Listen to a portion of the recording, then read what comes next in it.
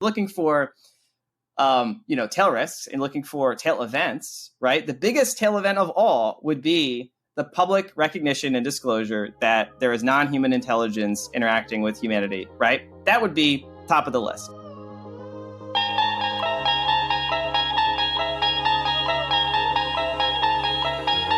You unlock this door with the key of imagination. Beyond it is another dimension. A dimension of sound. A dimension of sight. A dimension of mind. You're moving into a land of both shadow and substance, of things and ideas. You've just crossed over into the Twilight Zone.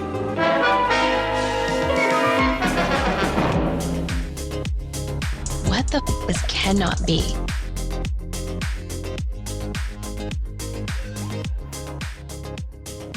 Ladies and gentlemen, Acid Capitalist returns to you. For the folk in the cheap seats, we got 30 minutes to woo you and convince you to take a Patreon, get the back catalogue, get the 1.5 hours that I'm going to spend. Probably less now, actually, but we're with the wonderful @Matthew_Pines. We're going to go deep undercover. We're going to pretend we're intelligence officers. We're only pretending, but Matthew is being trained to consider big kind of tail-like situations, which is why I've asked him back on. Matthew, tell us more. Welcome.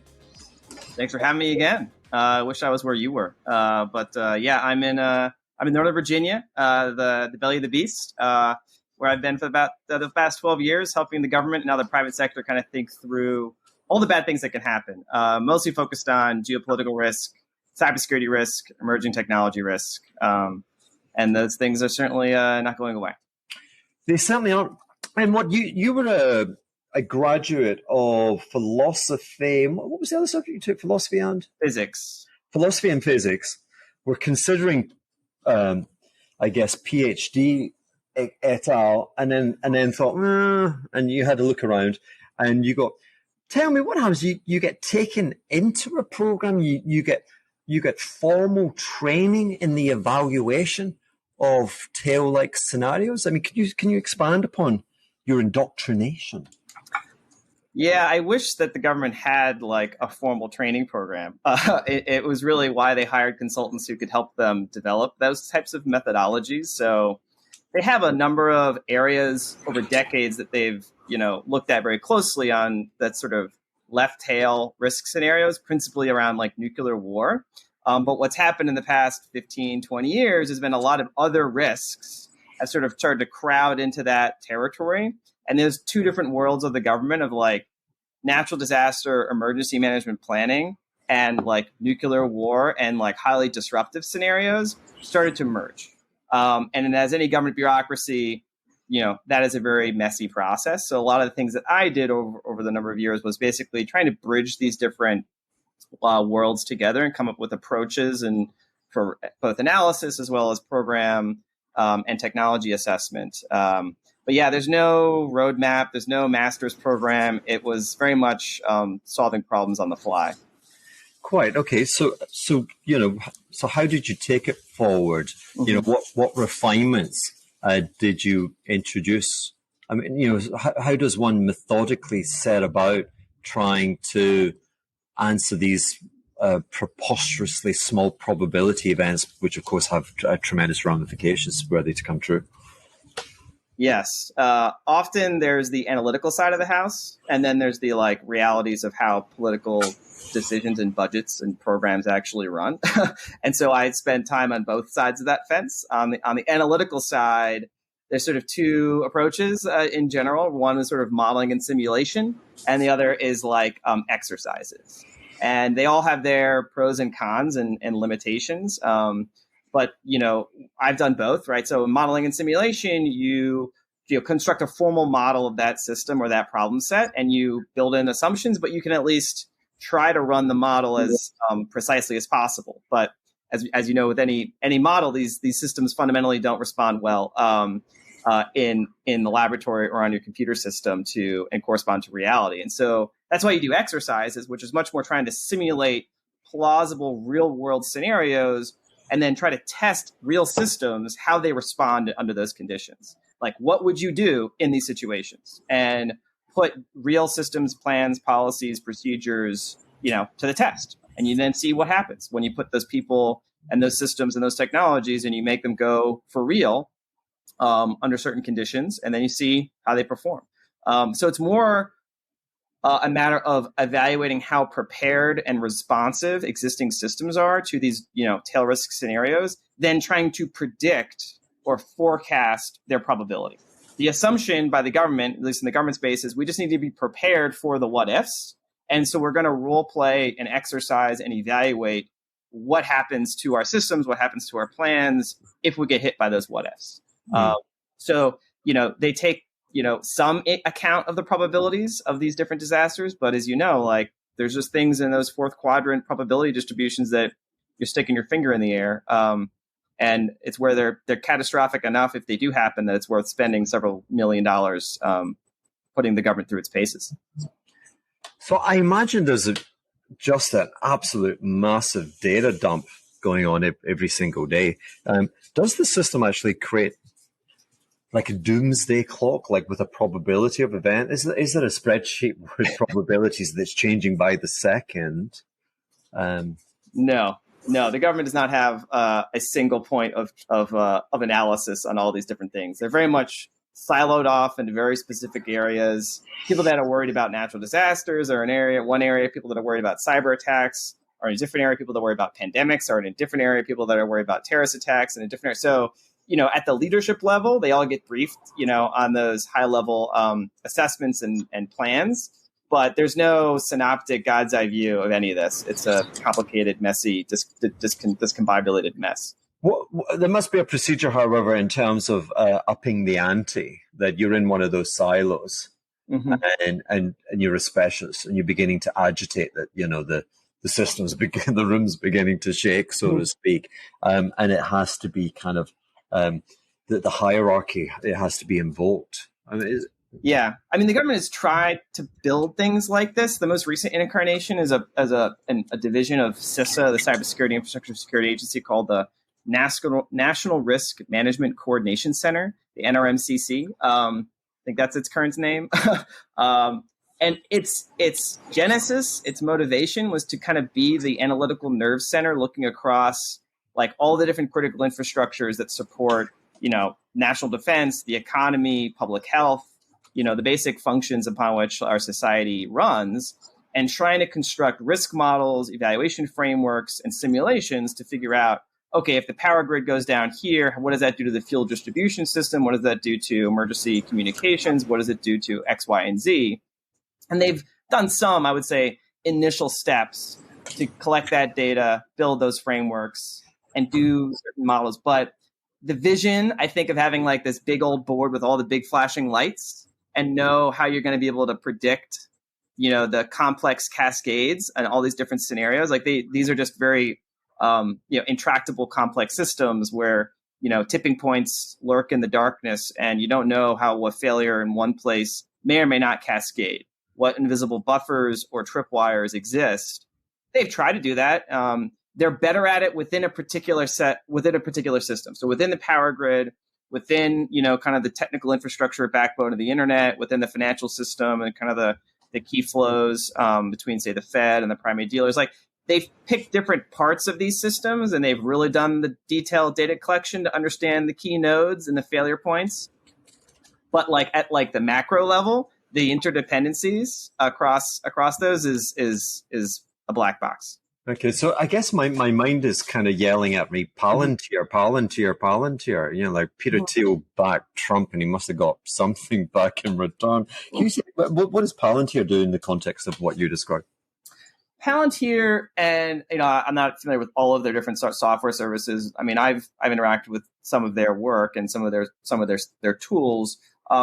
They have really good like intelligence analysis tools. So specifically for when you're dealing with a mosaic of complex, ambiguous information, especially say you're in the CIA or you're in the Defense Department and you're trying to track a terrorist network and you're looking at, intercepts of communications, you're looking at, meeting reports of people in a different city, you're looking at travel documents, you're looking at a whole bunch of different stuff and you're trying to understand what does it all mean, right? Like they've developed really sophisticated tools to help analysts put those pieces together. But that's like tactical intelligence. That's, as far as I can tell, they don't really have a solution for like what you might call like strategic intelligence, or what in the military is called strategic like indicators and warning, right? Like, what are we going to look for, say, in the Taiwan scenario? Like, how are we going to detect the orders in the Eastern Theater? How are we going to look for, say, deviations from the norm of like VIP travel around Zhongnanhai in Beijing, right? What are we going to look for of a characteristic little deviations from the norm that would like raise the alert? I'm sure there's a lot of effort going into that. I'm not sure if Palantir is involved in that. They may or may not be. But that's sort of where you would want to apply those more sophisticated analytical, say, AI-based tools to help you with that pattern recognition, to pull yourself as far left as you can. So you mentioned Taiwan. One of the reasons for having you back is, and forgive me, it must be very distracting. I'm being attacked by mosquitoes. But this time last year, I was having lunch at Eden Rock with my buddy here in St. Bart's, and my buddy's being a tremendously successful hedge fund manager.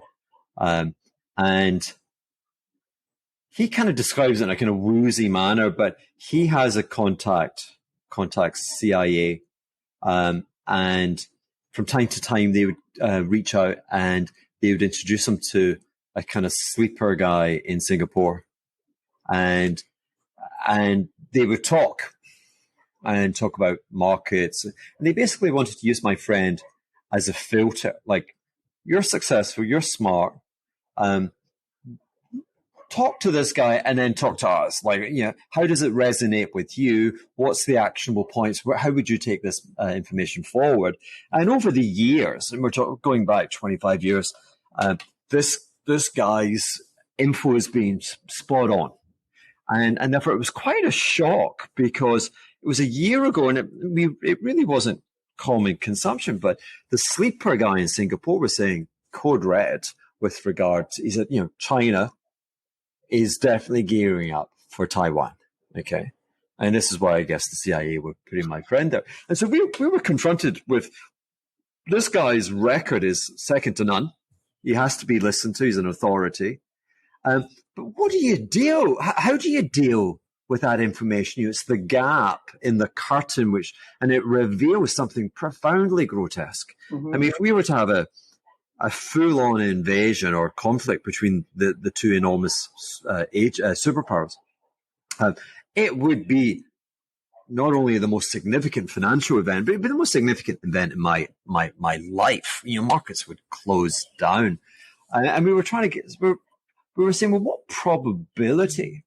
And we were saying, given the stature of the source, we were kind of moving our doomsday clock to 5%.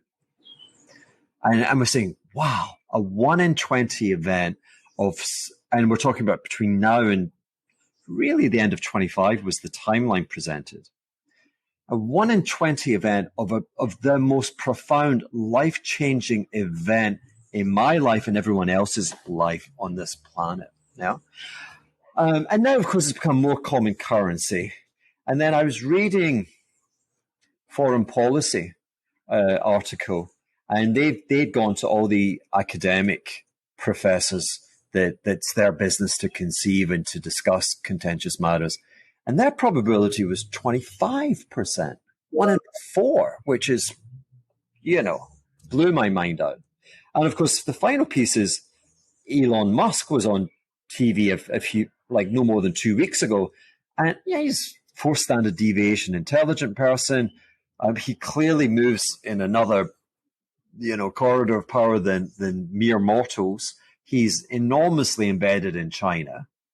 And he's saying, this is going to happen. Are you concerned at all about the growing belligerence between China and the U.S.? I think that should be a concern for everyone. I think you're right. I think it is shared by many people who run large organizations and smaller ones. Do you think, for example, China will make a move to take control of Taiwan? The official policy of China is that Taiwan should be integrated. Mm-hmm. One does not need to read between the lines. One can simply read the lines. Do you think So I think there's some inevitability to the situation. that would not be good for Tesla, conceivably, or for any company in the world, frankly? Yes, for any company in the world. I think almost no one realizes that the Chinese economy and the rest of the global economy are like conjoined twins. It would be like trying to separate conjoined twins. That's the severity of the situation, and it's actually worse for a lot of other companies than it is for Tesla. I mean, I'm not sure where you're going to get an iPhone, for example. Apple's recently started doing some sort of small amount of production in India, but it's tiny compared to... It's tiny, not to mention an advanced semiconductor chip if they take over Taiwan Semi. Correct. I mean, you design your own chips, but you manufacture them at Taiwan Semi too, right? We use Samsung and TSMC. Right. But you seem to think it's likely to happen. I'm simply saying that is their policy, and I think you should take their word seriously. They mean it. So before I deal with the consequences, talk to me about that. Yes, I think you're right to be concerned. It's certainly top of mind for many of our Fortune 100 clients. Just in the past year after the Ukraine invasion, this has moved to the center of the risk aperture for C-suites and boards. Everyone is posturing for the what if, but they're also posturing for what they expect to just be a general deterioration in the bilateral relationship on a structural basis. There might be upswings as people try to pull back from the brink, but everyone's posturing for what goes by different names: decoupling, de-risking, China plus one, technology war. It is heating up across all domains. The Taiwan scenario is the sort of most extreme limit of where that deterioration relationship can go. So I sort of reason to that tail risk by trying to reason through what would be a pattern of deterioration of the relationship that would get us to that point. I mean, there's a lot of commentary about public statements made by the Chinese military, made by President Xi himself, that seem to indicate their willingness to up the ante on lots of different domains, and that seem to be putting themselves in a position where they might have the capabilities to execute the invasion by, say, 2026, 2027, if ordered by President Xi. And so the things that you're seeing kind of sub rosa are what you would expect if the military is putting in place the capabilities and the posture to be able to execute the order if given. So there was a recent story a few weeks ago. Microsoft came out with the Volt Typhoon attribution to PLA military, basically doing hacks of a whole bunch of telecommunications and other military infrastructure associated with Guam, right? So that is what you would do if you are developing capabilities so that when you need to execute a military operation, you want to take out U.S. military command and control, try to hinder our logistics and mobilization and communication in that event. So, there are indicators like that happening on lots of other areas that don't say that she has given the order, but that the military and the intelligence services are putting in place and investing lots of resources so that they can execute that operation with the highest degree of confidence as possible. And they're relentlessly charging in that direction. So there's the military capabilities, the intelligence capabilities, the cyber capabilities. And in the financial dimension, a lot of things they're doing are trying to, aggressively, mitigate their exposure to Western sanctions. They're trying to create, alternative financial rails and settlement systems so that they can't be, de-swifted with as much, dramatic penalties as Russia suffered. So all the things they're doing are, look like they are trying to make themselves as resistant as possible to economic coercion from the West, give themselves the best military fighting shot. And then it's a function of President Xi himself deciding, as a matter of political strategy and personal, legitimacy, whether he wants to go for it. And we'll probably not know that, this is all classified, the details, but basic open source estimates is that you maybe get 6 to 9 months of lead time for an all-out invasion. because if you want to do the all-out invasion, you need to mobilize, a ton of people, a ton of materiel. You might try to disguise that with an exercise like Russia did. But at that point, like the intelligence collection, would probably pick up on the fact that this is like a real order. The Russia example is a really good one where France and Germany were skeptical up until the point where like the tanks crossed over, right? And meanwhile, the Americans were saying, no, he's going to go for it. No, Macron is flying to Moscow and is trying to make a last minute deal. And the Americans are like, it's happening. Like, you're wasting your time. The U.S. pre-announced it. They're like, we're going into tomorrow, folks. And honestly, like we were telling our clients in November, December, like this is, much more likely than not, you better get out. And just because there's a lot of things that are like, you have to be sort of intentionally thick to, think that he's putting 200,000 troops on there for a bluff. So that's, I guess, I haven't answered your question. Like, what's the probability, right? Like everyone's guessing. I think putting a 5% number, a 10% number, a 20% number, you can make solid arguments that those are all fair estimates, right? I'm not sure though. There's like no, they're preposterous. Yeah, they're preposterously high numbers. I mean, it should be a basis point. Yeah, I mean, we're talking about the most significant life-altering event for every adult on this planet.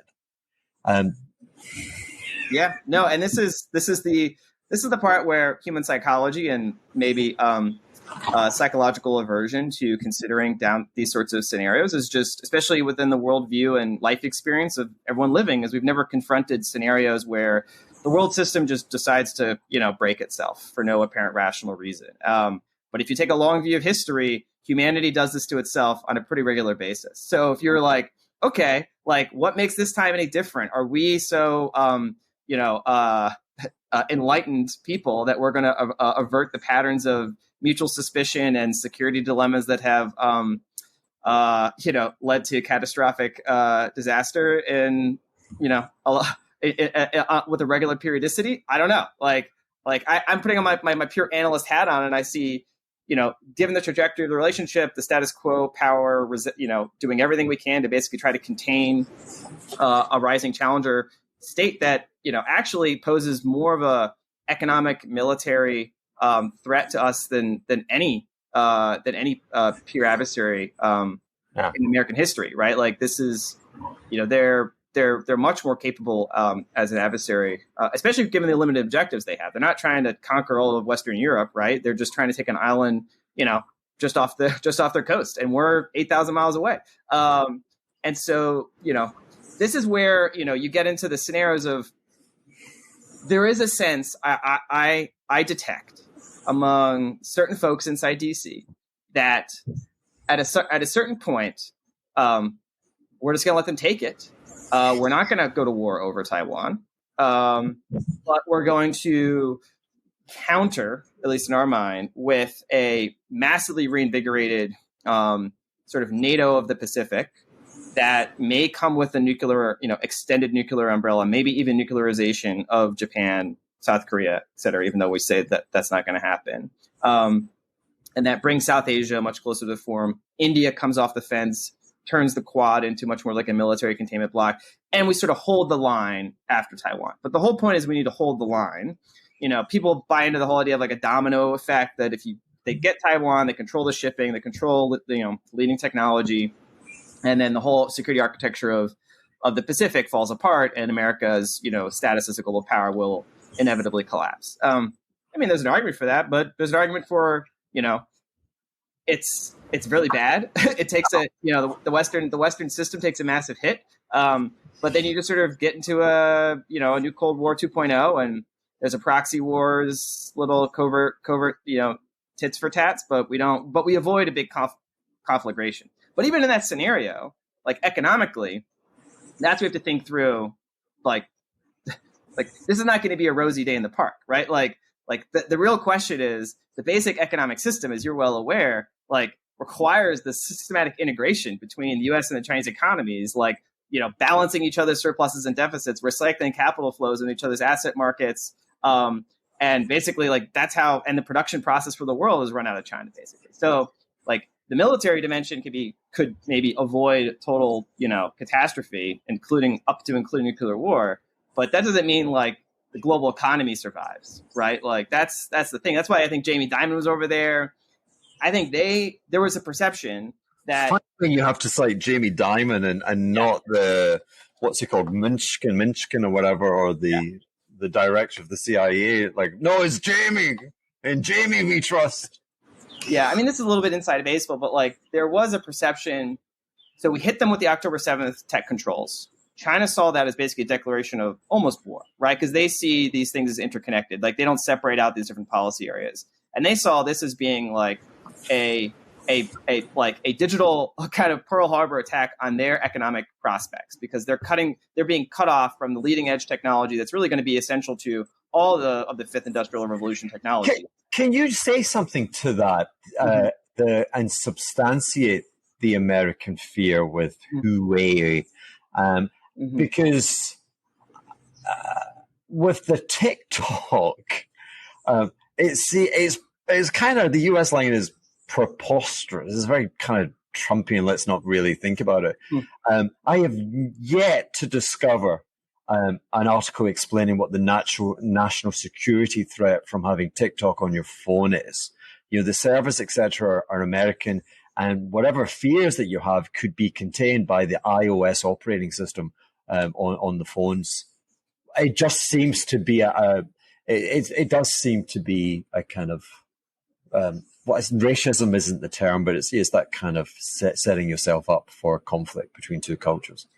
Yeah, it's certainly much more of a politically driven thing than a security driven thing. I mean, any app can have a malicious update pushed to it, but there's no evidence that anything like that has been pushed. And there's actually other Chinese apps that have exploited, say, the permissions on Android to collect information on their users. But that was just, like crappy managers at the company trying to like still did it. And people do that all the time, right? It's not like it's not like the Chinese government is like, hey, we're going to go steal your data from your phones. The TikTok thing is much more about, I think, more of the influence operation perspective, the idea they control the algorithm, that sort of thing. But I think it's more of I wouldn't rank at the top of the list when it comes to the strategic risks from China by any means. So it has a huge, it's almost no strategic risk, but it's wanton commercial vandalism. Yeah, but this is really where what is truly strategic is the chip control. So on October 7th, the United States basically said, no one can sell, any chip or chip technology to Chinese entities without first getting, approval from the Commerce Department. And they basically are not going to approve any of that. And they banned any American from supporting any Chinese efforts in these areas. And they set like technology thresholds, like the nanometer size for these leading edge sort of fabrication capabilities and GPUs for chips and other semiconductors, with the explicit intent of maximizing the possible lead that the Western technology bloc has over China across not just they use weapons of mass destruction as like the nominal justification, because these are like used in superconducting supercomputing simulations for nuclear weapons, but it's really about holding them back from AI, holding them back from doing things related to like other things in their hypersonic missile program. So it's really trying to like hold them back from advanced technology across the board. There's big debate over how far this can go. And it's really a function of the United States feeling an acute geoeconomic anxiety over China's rising power. And we're going to use whatever levers we have to hold them back. And China sees this as a threat, right? As like essentially almost like a techno blockade against them. And they want to react in sort of potentially asymmetric ways. So I wanted to, we do, just as we're going to get the big reveal from Matthew, he's going to give us his probability. Here we are, we're on the edge of global conflict. But like you people in the cheap seats, you gotta leave. You haven't subscribed for the rest. We're going it's coming down. People, please, we'd love you to participate, but we thank you for having been with us for 30 minutes. We're going to keep this going. It's fascinating. And come on, get on board, get the Patreon. Anyway, bye guys. Matthew.